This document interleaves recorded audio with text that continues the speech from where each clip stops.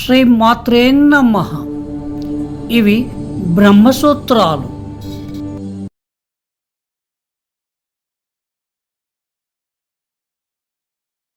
సమన్వయ అధ్యాయం 1, విభాగం 2, సూత్రాలు 32 నుంచి 63 వరకు. స్మృతేశ్చ 1, 2, 6, 37.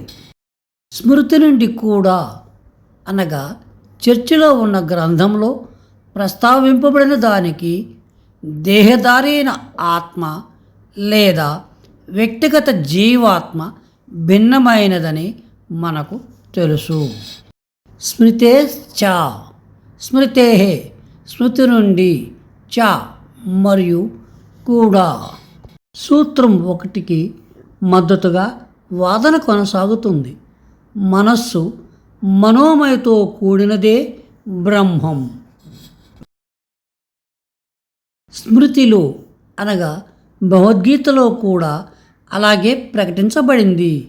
స్మృతి నుండి కూడా వ్యక్తిగత ఆత్మ మనం చర్చిస్తున్న గ్రంథంలోని విషయానికి స్పష్టంగా భిన్నమైనదని స్పష్టమవుతోంది. వ్యక్తిగత ఆత్మకు మరియు పరమాత్మకు మధ్య ఉన్న భేదాన్ని స్మృతి కూడా ప్రకటిస్తుంది. ఓ అర్జున, భగవంతుడు తన మాయాశక్తితో సమస్త ప్రాణుల హృదయాలలో నివసిస్తూ సమస్త ప్రాణులను కుమ్మరి చక్రం మీద తిప్పినట్లుగా పరిభ్రమింపజేస్తాడు.